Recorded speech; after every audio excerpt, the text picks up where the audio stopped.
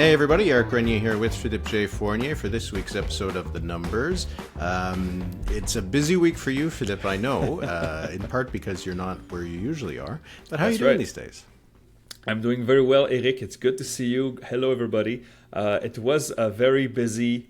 Well, the last week has been crazy, with the conventions, and I say plural because I went to 2 conventions, and then tons of polls, lots of happening in Quebec. I see, of course, over the weekend, we also had Léger polls in Western Canada. So we have tons to talk about. And you may have heard there were byelections on Monday. Mm-hmm. And that kept us busy as well.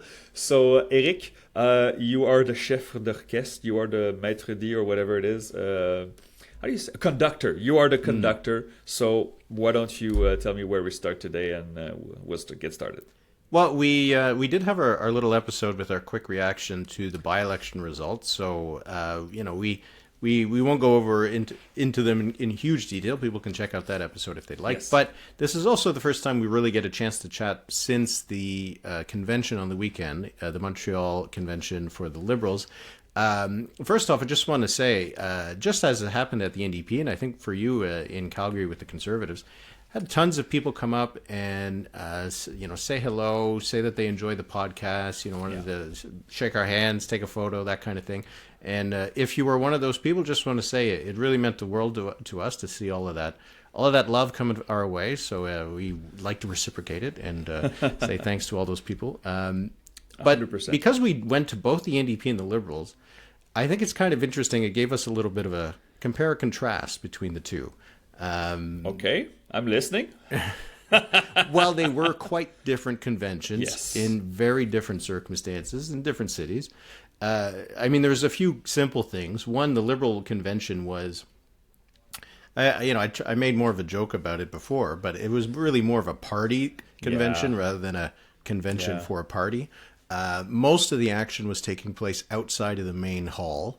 Yep. There was not nearly as much interest in the policy debates among the Liberals that were there than we saw among the New Democrats, who were pretty much very keen to discuss everything in great detail. The Liberal convention was huge by comparison. The security was intense. Yeah. A lot more suits at the Liberal convention, I would say, than we saw at the NDP one. But I did see that there was a lot of young people at both of them, which I thought was, encouraging for the future of democracy and people's participation in politics. Before we get into any of the more juicier political stuff, do you have any reflections on our recent experience at 2 different conventions? Well, I would like to first echo what you just mentioned, the old saying that people are much nicer face to face than they are online. I think it's been said and overused many times. However, it is true that I went to the Calgary Convention for the Conservatives. I went with you in Winnipeg for the NDP, and now Montreal for the Liberals.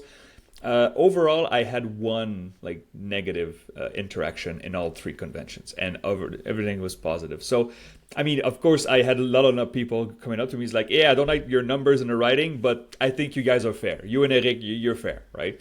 And there's... It's funny also that many people, when they see me, they says, "Oh my God, it's you. Where's Eric?" Yeah, I got the same thing. Every time. Is Philippe here? We are linked, you and I, my friend. That's where it is. But so thank you to the conventioneers that came to see us. About the conventions, the Liberals will push back on this idea that this Montreal convention was policy-free. It was not policy-free. It's just the room was quite... it was not full or as emotional as the Conservatives or the NDP when they were talking about policy. And as you said, it was a big party, and it was also a preparation for the by-elections. There was a lot of doubt on the convention floor whether the Liberals would be able to pull off Terrebonne. I've heard optimistic and pessimists on the Liberals. And in the end, they were able to do it by very small margin. But it's always interesting to meet people face to face and see all these MPs, these cabinet ministers. When you hear politicians tell you, "Oh, we don't look at the polls; it's just distracting. I prefer to talk to the people," they are lying because some of them were precisely be able to tell me, yes, on that date there was a drop of 3 points in my riding. So what they explain is say they follow our numbers. So don't let them make you believe that they don't look at the polls. They do. They absolutely do. Yeah, I mean, they're all political nerds just like us, so of course they're going to do that. But, you know, you got to pretend that, you got to say that you're not following these things. But that, anyway, they were both interesting and very different events. And then we'll talk about it later. And then you went to another one on the weekend, a different governing party in a very different place. But we'll reserve comment on that. Okay, we'll get to that, But you saw my reaction. Yeah. So we had the by-elections on Monday. Yes. We had some quick reactions to them. Now that we have the space of a few more days, do you have any more, fully baked rather than half-baked thoughts on what happened on Monday night? Not that we want to overreact to by-elections, but I'm pretty sure now that the polls saying the Conservatives lost somewhere between 5 and 10 points since the election. I think they're correct, right? Mm-hmm. Again, this may revert in the next few months, but we have so in the polls this week we had Liaison for the Conservatives at 33, Spark at 32, Abacus a little higher with 38, Ipsos with 33. Léger was 32 2 weeks ago. So these numbers indicate that the Conservatives are not in the 40s anymore. And when you look at the results of the by-election, losing 15 points in Terrebonne, 10 to 12 points in both Toronto ridings, the Conservatives did not show up. And usually they do. This is the baseline that we have. Usually Conservatives show up even if they know they're going to lose a by-election, and they did not this time. What does it mean? We have many hypotheses. Again, enthusiasm, loss of support, maybe a bit of a dispirited voter base with Poilievre. I'm not sure what it is, but it's not positive. A party that is revving up for a rematch with Mark Carney, well, it may wait a few years, should not lose by-elections in this fashion. Again, I won't overreact to it, but you're asking me for my baked reaction now that we're a few days ahead. I say, the Liberals had a good night, the Bloc had an okay night, and the Conservatives had a terrible night. Yeah. I wrote about it today that these were the biggest drops that the Conservatives have experienced in by-elections since before 2015. So that's is that kind of a thing, right? Wow, like that is not just a happenstance. Oh, this normally happens in by-elections. It doesn't happen this much. As I wrote today, there's some other by-elections. Remember La Salle-Maud-Verdun? Yep. Conservatives weren't in that race. Not a good riding for them. Their vote went up. Yeah. Right? Yeah. So it kind of shows that it's not just about whether a party's in contention or not. I've always said that by-elections are not just about winners or losers. That the shift in vote does matter. And it's not just about turnout. So I ran the numbers. So turnout in Terrebonne, raw turnout, was down 14,750 votes. Okay? Yeah. So there's 14,000 people who voted last year who didn't vote this time. Of course, there's some people who didn't vote last time might have voted this time. But overall, we're talking about 14,700 votes fewer in Terrebonne than last year.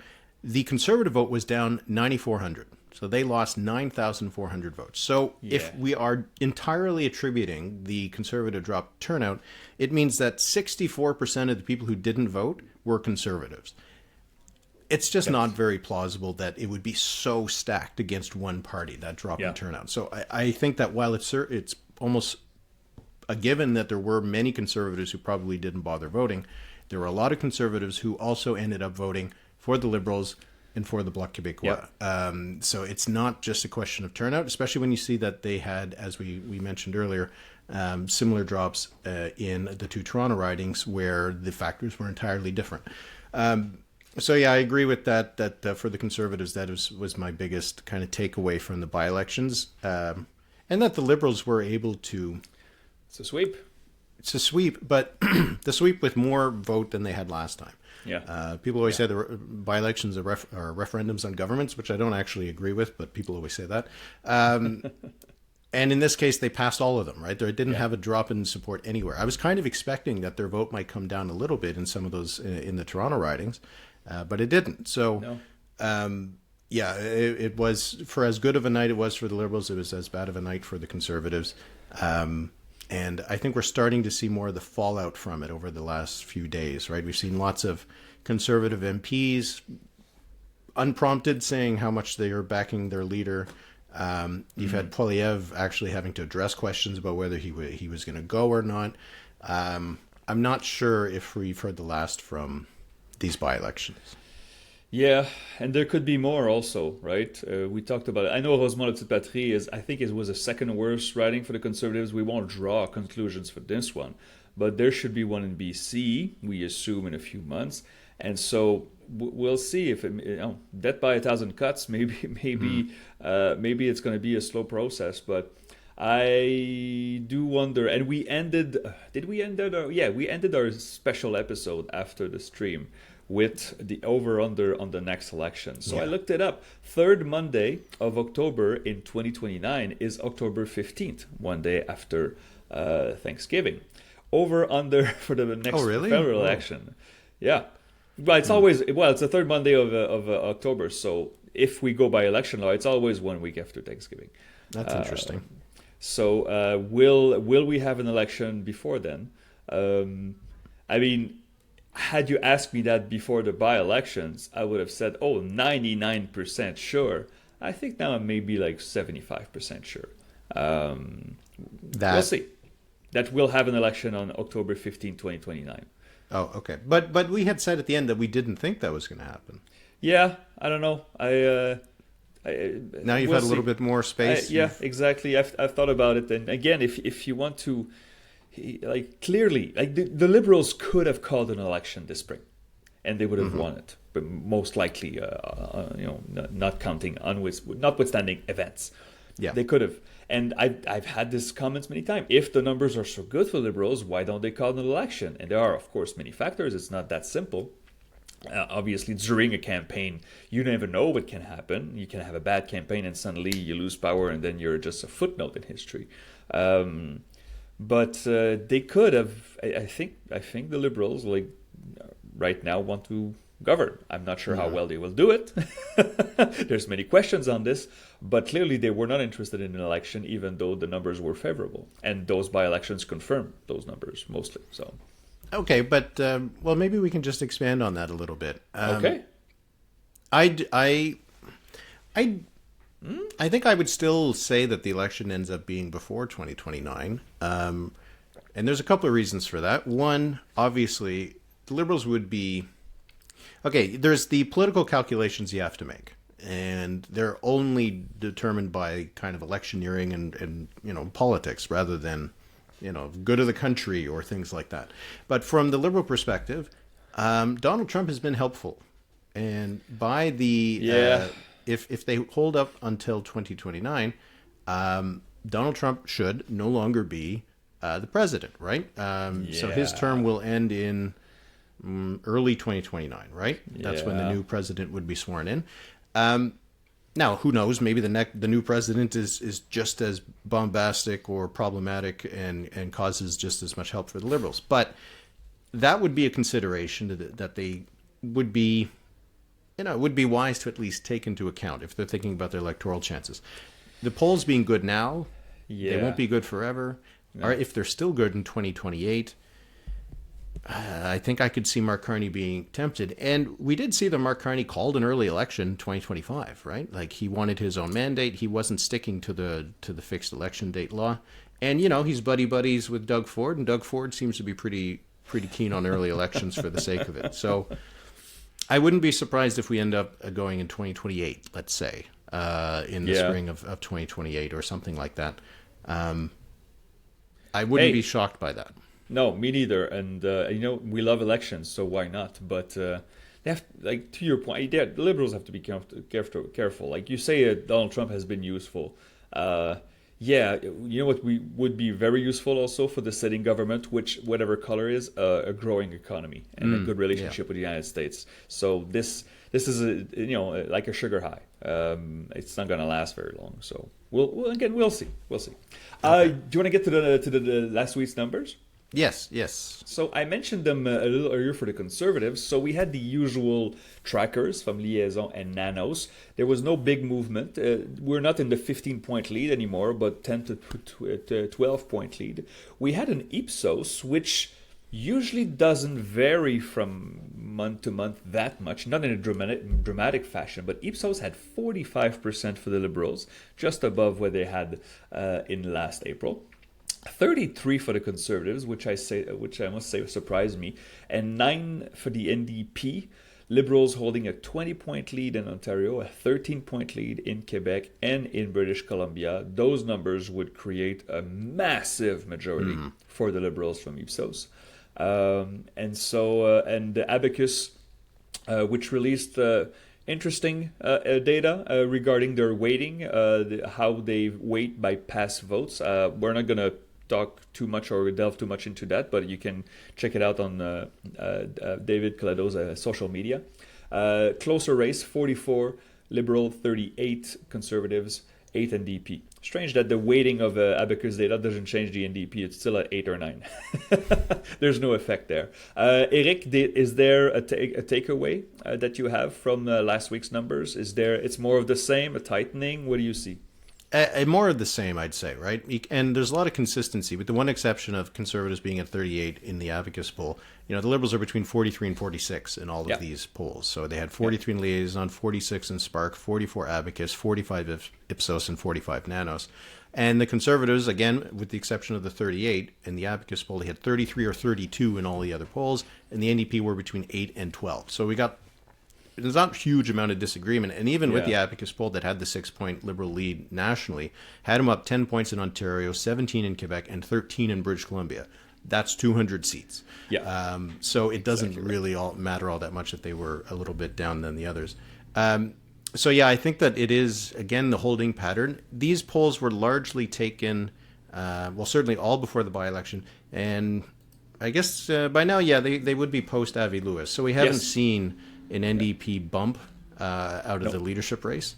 And his own personal numbers, which we got some from Liaison, we got some from Abacus, kind of indicate why. He still is a bit of a blank slate. Liaison had 24% favorable for Lewis, 20% unfavorable, and then the rest either didn't have an opinion or didn't know who he was. And Abacus has 17% positive, 26% negative, with the rest either being neutral or not knowing who he was. So he still has a lot of room to go. So, that's what we would have expected based on the fact that he wasn't well known going into it. You don't get a leadership bump just because people learn your name for the first time. Exactly. So we are kind of now in it. We've presumably got all the leaders in place for the next election, and we're starting out, it seems, somewhere with Liberals plus, on average, probably 10 or 12. Yeah. The NDP maybe up a couple points from the last election, which we did see in the by-elections is not unreasonable. But other than that, the Liberals right now have control of the House, and they have control of public opinion. The Nanos tracker of preferred PM. So Mr. Carney has gone back to earth a little bit after a high of 56 and 57, now at 52. Which is still really good. Remember, we had a little bet, a little over under on the day on which Mark Carney will go under 50 and not back. He's still over 50. And 25 for Poiliev, again a little bit of recovery, but that's still a 27-point lead. And Lewis appeared in the Nanos tracker. He's at 4, but we'll see. It's probably going to soon will match the NDP number in Nanos. Yeah, because he's still, I think still 2 weeks of Davies. That's right. In that. But it's been ticking up. He was at like I know it's silly, but it was like 2 with Davies, then it was 3, and now it's 4. So maybe he'll end up at 6 or something by the end of it. I also saw Monsieur Lewis have a little, not skirmish, but what's the word? A little skirmish with the media. The press gallery asked him a question, and Monsieur Lewis saying, no, we're talking about this topic. And Monsieur Lewis, you don't get to set what topic the questions are from the press gallery. Don't try. You want to control the message, but you're not talking to supporters anymore. The press gallery will ask their questions. You don't have to answer them, but they will ask them. So let's say that first video I don't think was very positive. But hey, he will have time to learn. He hasn't been a politician for most of his life. Right? He's been an author, it's an activist. a learning curve to figure out. It's a learning curve, absolutely. And also to figure out how the gallery works on the Hill, right? There are some sort of like unspoken and also actual rules when it comes to how that kind of works. And so he's been campaigning for the leadership for the last while, but now he's sort of on the media's turf when it comes to the Hill, right? So we'll see how that's going to unfold. But yeah, I think that's kind of where things are. The Liberals now have their majority, and we're already hearing that they're going to probably change, for example, the committee makeup, which we knew was coming, although Carney has said he's not going to do a cabinet shuffle, which I thought was surprising. Maybe he's going to wait a little while, see how the new people work out.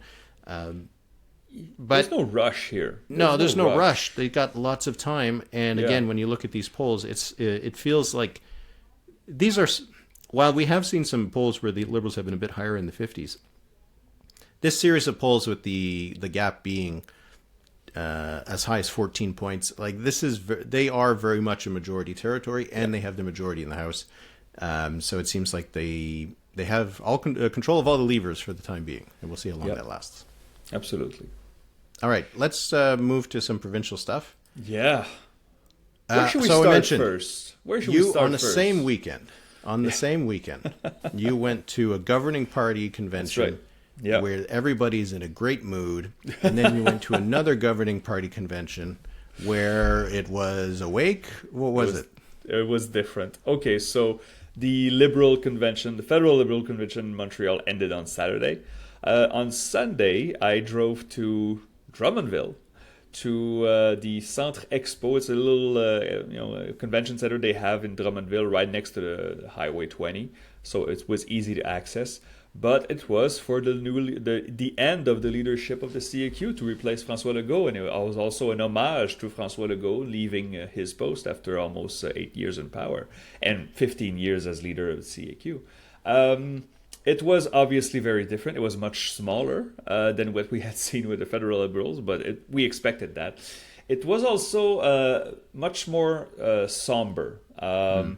There was, again, the meeting people at the convention. I did not meet many people there. I tried. I met with media that I don't see. I don't see the Quebec Press Gallery that often, so it was good to connect with them. But we didn't have also badges with our names, what we usually do. We had like kind of cheap bracelet that they give you. But yeah, I recognize a lot of people. You walk in the halls and they look at you and they go like, "Oh my, where's my phone? Oh, okay."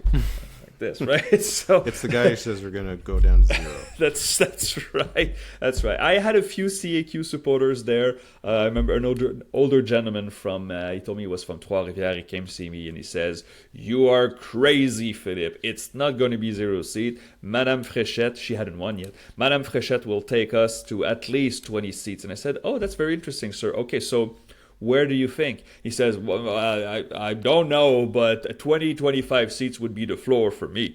I says, "Okay, so in the suburbs of Montreal?" "Oh, no, we're weak there." "Okay, in Mauricie, you're from Trois-Rivières?" "No, we're going to lose Mauricie." "In Quebec City?" "No, we're not going to win in Quebec City." And so I went back and forth. It was all very friendly and all polite.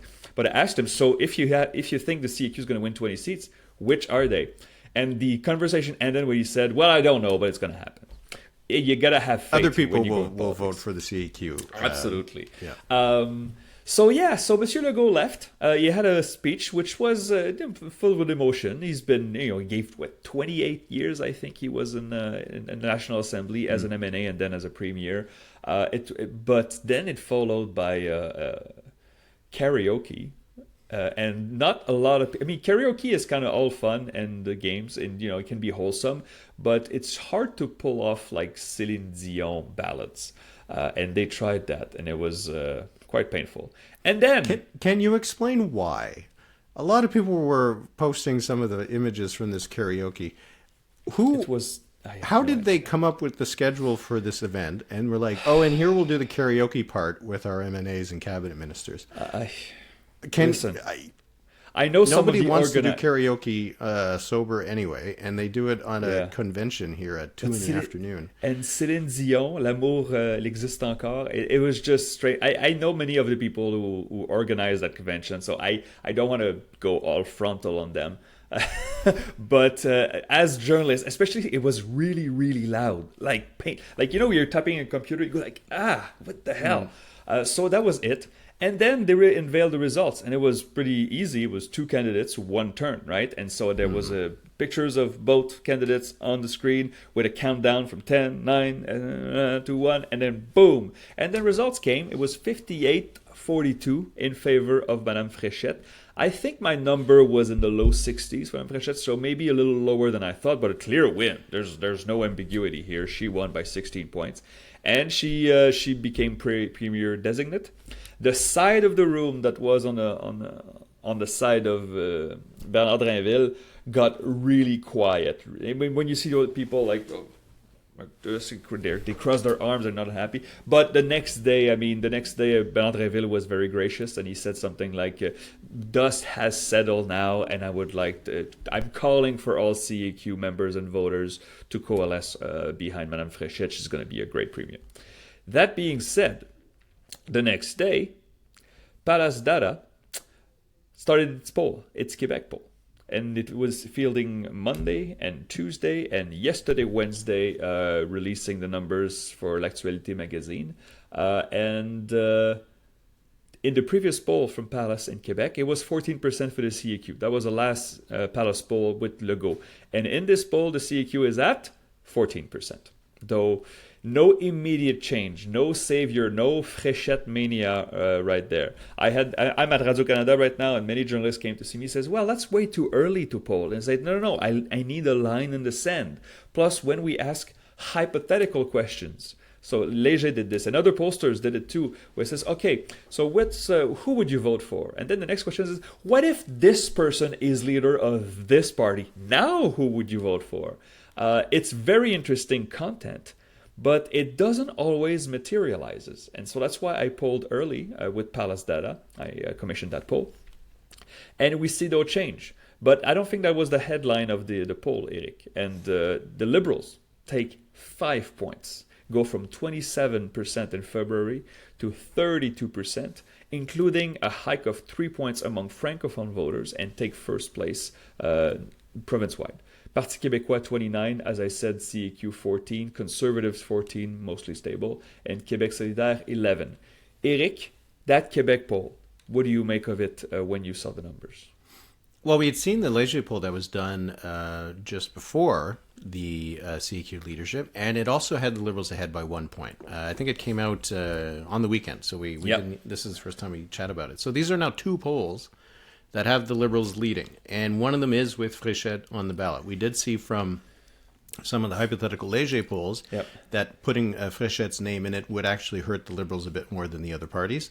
But here, this is the first one post, and while I agree that, a couple days after the leadership, you get a sort of an odd sounding of public opinion, but it's also just a couple days after a lot of people are hammering home that this is the new premier, this is the new face. You see the name everywhere, you see the face everywhere.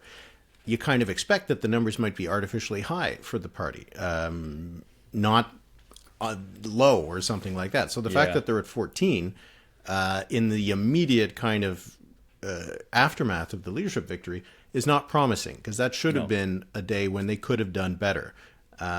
So it does suggest that things aren't going to change maybe all that much. We'll wait and see how she does. But the fact that we now have 2 polls, even if the margins are relatively small, with the Liberals leading, I think that kind of changes the game in Quebec. The Léger poll would still produce a PQ victory based on the Francophones, but the Palace poll, it would not be a majority. That's pretty clear. But it's kind of odd. At this stage, it's hard to predict, right? Because you'd have lots of seats that would be pretty close. You'd have some that would be odd 3-way races and this kind of thing. If these were the numbers and tomorrow was the election, I wouldn't be shocked if the Liberals ended up with a minority out of this.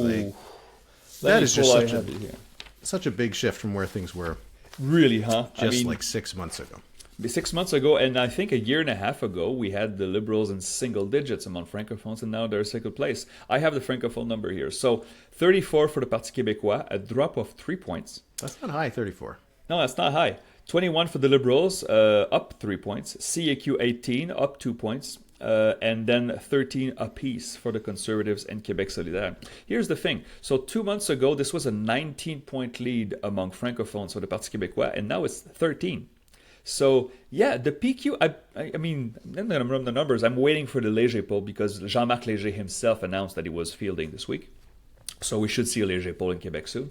So I'm waiting for that to update my projection. But looking at these numbers, 34 among francophones is not that great for the PQ. It used to be in the 40s and sometimes in the high 40s. I remember a 46, I think, from Palace, and Léger had 44 not that long ago. So I think the PQ would win the most seats with these numbers, but we have to look at the trends. And I will add something, numbers that you have not seen yet, my friend, because they're not released. And members of this poll, listeners of this podcast get it first. So I do a tracker with Palace, and very simple question: do you have a favorable or unfavorable impression of? And then I run the leaders in random order. And I've been doing this for 2 years. And Paul Saint-Pierre Plamondon, the leader of the Parti Québécois, has now a minus 14 appreciation, favorability rating. So 33% favorable, the lowest it's ever been for him. 47% unfavorable, the highest it's ever been for him. 1 year ago, he was +6, and now he's -14. So, we can say, the PQ would still win, and we're not sure, and the francophones, and it's tightening. But when you look at the numbers rating, there's a vector here. There's a direction of the vector, and the PQ better I'm going to say watch its back, but now it's in front, right? The PQ doesn't have to look in the rearview mirror in order to see the Liberals. They're just beside them. Charles Milliard has been leader since February, but he's been assumed leader since January. It's the third poll where we test his favorability. And the unfavorable since January has been 30, 31, and 32. So we would say it's stable. The favorables went from 20 to 31. So he's an even rating right now. 36% have no idea or are neutral. So there's room to grow or room to worsen. But M. Plamondon really have to watch his back now because he has more competition. In the question of who would make the best premier, Charles Milliard comes first. 26% choose Milliard, 23% choose Plamondon, 20 say none of the above or don't know. So and Fréchette gets 14. So Fréchette doesn't have star power yet. So yeah, it's not looking good for the Parti Québécois right now, and they will have to make adjustments. Yeah, this election is now up for grabs. Even if the PQ still has this lead among francophones, I think with as you mentioned, the direction of the trend line, we could be in a very different place in just a few months. And of course, you got two leaders who are going to be leading their parties into their first campaign. Also, Rouba Gazal for QS. Yeah. So there is the potential for let's just say a faux pas. A faux pas. That's good. You're doing something for the first time, or a revelation that they are just terrific, and everybody suddenly decides they love them. But this election is going to be one we're going to chat a lot about, and we are going to delve more into these poll numbers next Monday because we're going to have a new episode of Les Chiffres, which hopefully will have some Léger numbers to chat about as well. All right. We got some. Maybe we can do these two quick. We got some polls from Alberta and British Columbia. The Alberta numbers were kind of interesting. So we had some new ones from Léger, which I heard talked about quite a bit because the UCB had a big lead over the NDP. And let's take the moment to thank Léger for no longer having all the little parties as options, including some parties that, as far as I can tell, aren't even active anymore. So now Léger just has an other, and they also had regional numbers, which they haven't had in recent polls. So we appreciate the changes that Léger has done there. We think it's for the better. But hang on, hey, I mean, we should also take some credit, like a little piece of credit, right? Because we did say, come on, to Léger, stop putting the Alberta Liberals, and suddenly they don't. So thank you, Léger, but let's take some of the credit. Okay. Sure, why not? So it had 53 for the UCP and 36 for the NDP. Yeah. And the poll had the UCP ahead in Calgary and in Edmonton. Which was kind of shocking. We also had some numbers from Polera. They had polled on sovereignty in Alberta, and they released the voting intentions numbers. I think they're a little bit older. But they only had a 7-point lead for the UCP, 49 to 42 for the NDP, and the NDP was leading in Edmonton and Calgary. So choose your own adventure, I think, when it comes to Alberta. Though the Léger poll does echo some of the other surveys we've seen as well. So the Léger poll does seem like they have the advantage. The UCP. The Léger poll has a huge majority, and I mean huge meaning bigger than Jason Kenney in 2019, which I think he won 63 seats, leading in Edmonton by a small margin, but leading in Calgary and in crushing it in the regions. There would not be much orange left on that map if those numbers were to materialize. And as you said, the Polara poll has them closer, but again, you make an average and you still have easy, comfortable UCP majority if you make an average of those two polls. Mm-hmm. And then in British Columbia, we generally have the same kind of numbers every time we see some new polls where there's a gap of a few points between the NDP and the Conservatives. Sometimes the NDP is ahead, sometimes the Conservatives are ahead. Léger, this most recent release, had 44 for the BC NDP, 40 for the Conservatives, 10 for the Greens, 3 for 1 BC. And then we saw a poll from Main Street that came out just yesterday. Had the same kind of margin, but very different numbers. 38 for the NDP, 33 for the Conservatives, 16 for the Greens, and 11 for 1 BC. Which... that's a big number for 1 BC. Léger does not see that at all. But you still kind of have this gap between the NDP and the Conservatives, and they're still in the midst of a leadership race, which is kind of a crazy drama happening within that party. And we're going to have to do a longer segment about this once we get closer. I think it ends in late May. I think the convention is in late May. I wonder if I should get to that. That'd be fun. I mean... in BC in late spring, I'll go to that. But it's been a knife fight, and very strange also results.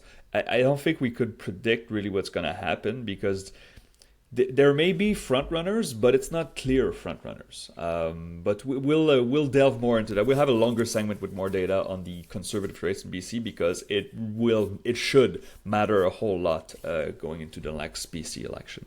Yeah, which is slated for 2028, but who knows what's going to happen. David Eby just recently had to decide not to put a vote on the DRIPA legislation as a confidence vote because he wasn't even sure if his own party was going to back it. So, keep an eye on BC. Oh, absolutely. Okay, so one of the themes we heard at the conventions was that a lot of our most dedicated listeners and viewers enjoy the quizzes. Absolutely. And so Philippe promised to do a quiz for this week. And I was very touched because I know a lot of people that comment online, and I know we shouldn't look at this, but say, oh, stupid quiz, I want to know more about the numbers. Okay, but a lot of people enjoy the quiz. And in person, there was an older lady at the Liberal convention. Her name was Sharon. I didn't get her last name, so I salute you, Sharon, if you're listening to this. She says, Eric is so knowledgeable. It's so hard, and I learned so much. And now I'm paraphrasing, of course, but she was very impressed by your performance, and she told me to go a little harder on you. No, she didn't say that, but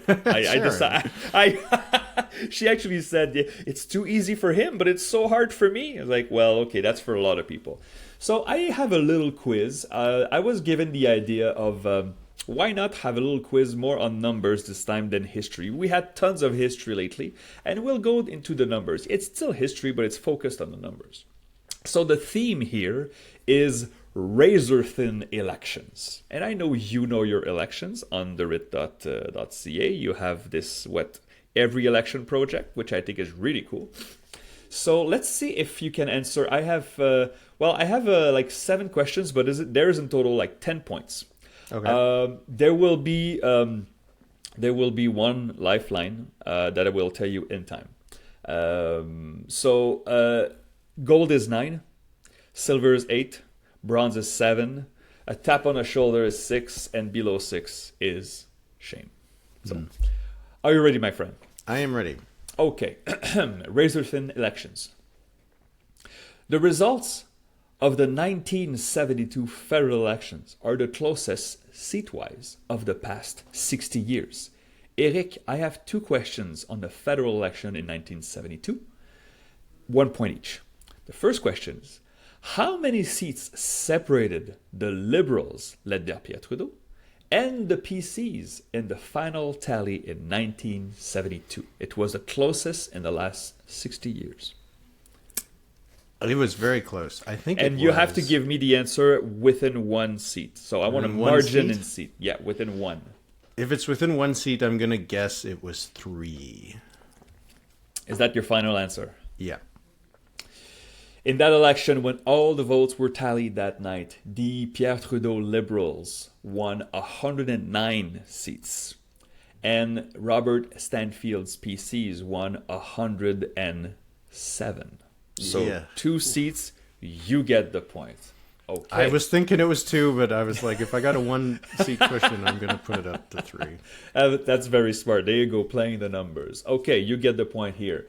I think at one point during the count that night, the PCs were actually ahead. And I think it was only revealed like by the next day that the Liberals were ahead. Anyway, it was very close. Imagine, like, that would have ended the Trudeau legacy, right? Very fast, yeah.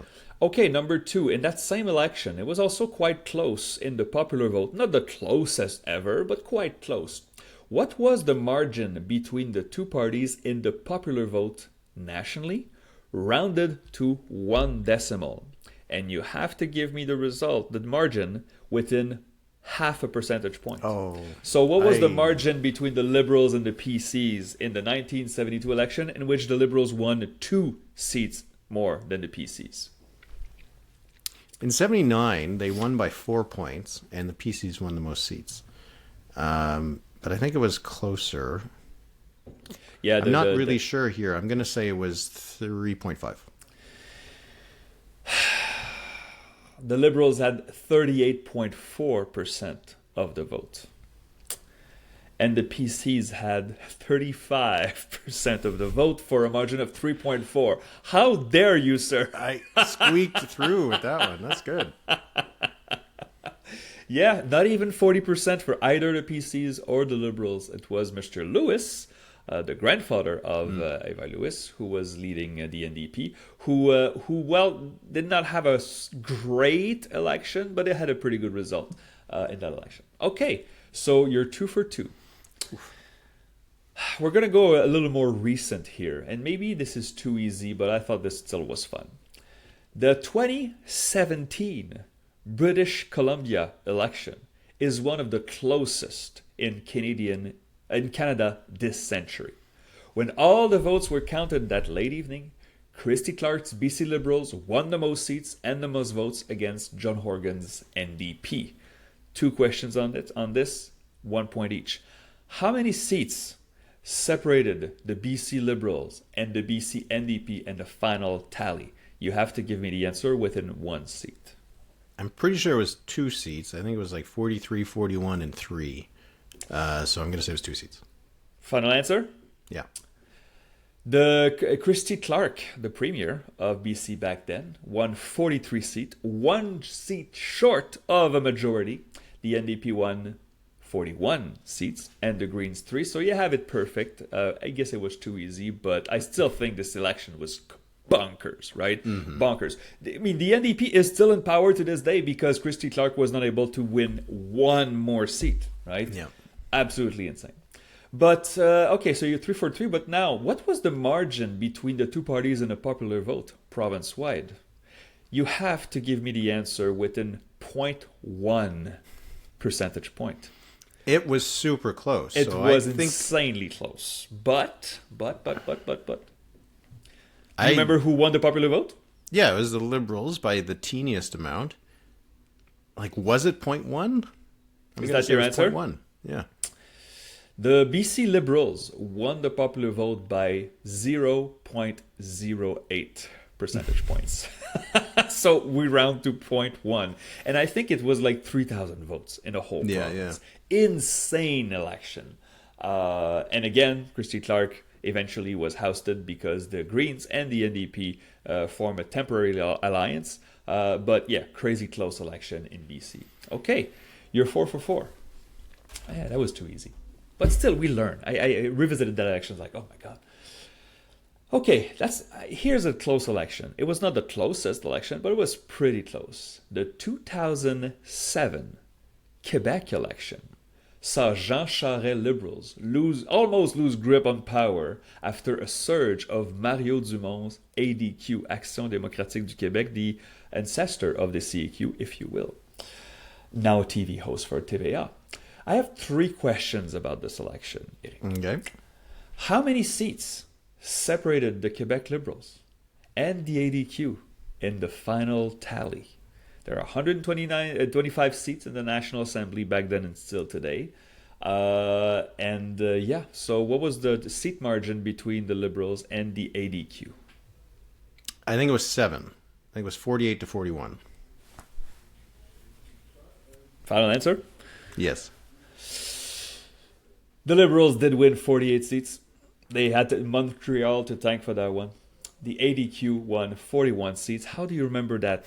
It's incredible. The PQ won 36 seats, and that was it. No Québec Solidaire. It was the last election in which the Québec Solidaire did not win any seat. So, okay, you're 5 for 5. Almost out of shame.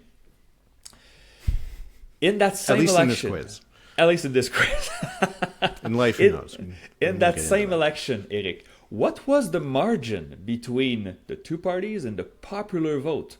And you have to round it to 1 decimal, and you have to give me within a 0.5 percentage point. So the Liberals, I can tell you, did win the popular vote, but it was quite close with the ADQ. What was the margin? Oh, I think the PQ got okay. I think the margin was 4 points. I think it was 35-31. And that is wrong, my friend. Ooh. So it was 2.3 points. Oh. The Liberals won 33.1. The ADQ 30.8. That was really close. So this is wrong. So you have no lifeline because the lifeline is to be used later. Okay, so you're 5 for 6. Same election. What was the margin between the Quebec Liberals and the third place Parti Québécois in the popular vote? You just alluded to it. And I gave you that the Liberals had 33.1% of the vote. Give me the margin within a 0.5 percentage point between first and third place. So that was André Boisclair with the Parti Québécois. I think they got 28%, so I'm going to say it was 5 points. The PQ had 28.4%. The margin was 4.7, and you're right in there. You have the points. That was a really interesting election. It was a disaster for the PQ at the time. They didn't know the worst was to come. But talk about a 3-way election. There's not even 5 points between first and third place, huh? Very interesting. Yeah. Okay. So this is last questions. I will have 3 points for this. All right, I'm 6 or 7. It's a different format here. Okay. For one, I would like to shout out a young gentleman I met at the convention last weekend. His name is James Stewart from Nova Scotia. He was a real fan of the podcast. He was super nice. And he gave me an idea. Well, he didn't give me an idea. He sent me information you should ask this to Eric. And I said, you know what, James, I will do it. So Eric, to this day, there have been 65 general elections in Nova Scotia since Confederation, which feels like a lot. I think they changed a lot, especially early on, right? Only once, Eric, has the winner of the popular vote not won the most seats. Only once in 65 elections. So I will give you a point if you can tell me which election it was. If you can't, you'll forfeit that point, but I'll give you the year and then I'll ask you 2 more questions about this election. So one election in Nova Scotia history where the winner of the popular vote did not win the most seats. It was a minority government. Can you tell me what it was? I think that was one with Gerald Regan in 1970. Final answer? Yeah. The 1970 Nova Scotia election. How do you know this?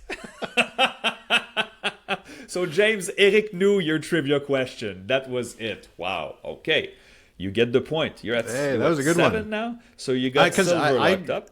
I don't know the election years in Nova Scotia off by heart, so I don't know because there are so many of them too, right? Okay, the last 2 points that you can win are very simple. Tell me the leader and party who won the most votes. Tell me the leader and the party who won the most seats. Okay, well, it was Gerald Regan and the Liberals who won the most seats. And the party finished second was the Progressive Conservatives, and the leader would have been, in 1970. Oh, okay, wait. Robert Stanfield was there until 1967, and then he was replaced by Isaac Smith.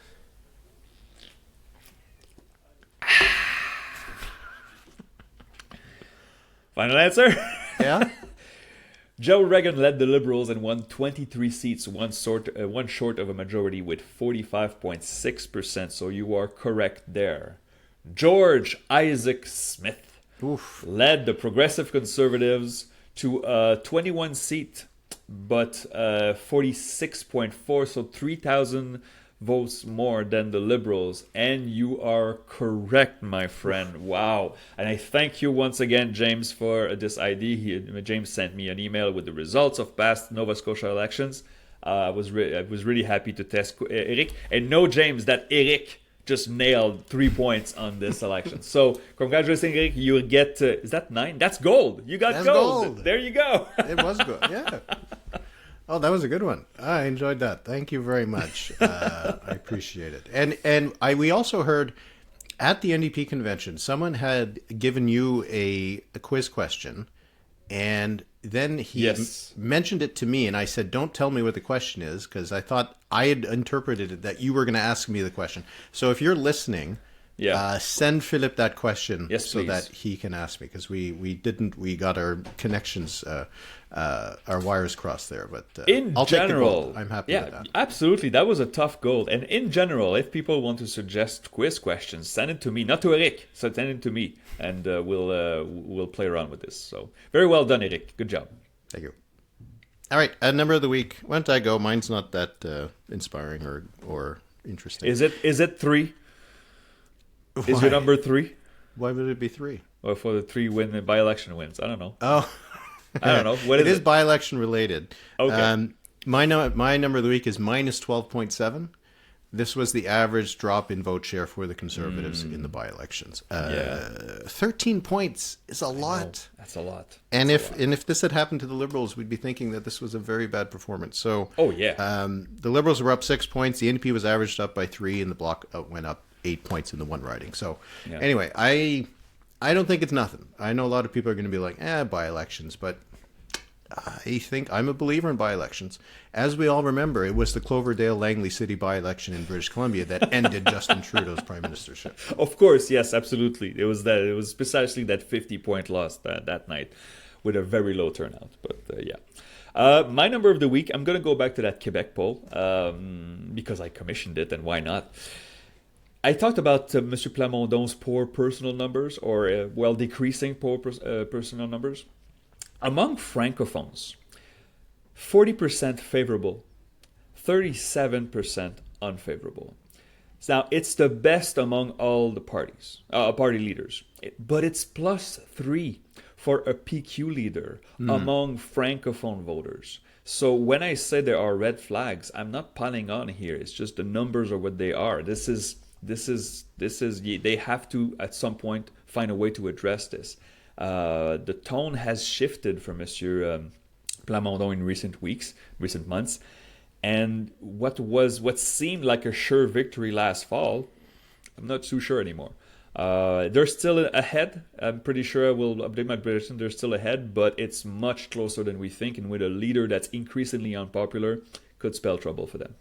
Yeah, and just because it looks like you're going to win an election in the future doesn't mean that you will. We've been learning that again and again over the last little while, and probably a good reminder for the Liberals as well, federally.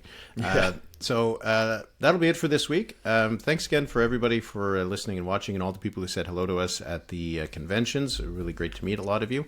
And if you're not already a member of the podcast Patreon and you want to join, you can go to thenumberspod.ca, where you get early and ad-free access to the episodes and our bonus episodes when we publish that. We'll probably have one in not next week because we're doing the shift, but the week after that.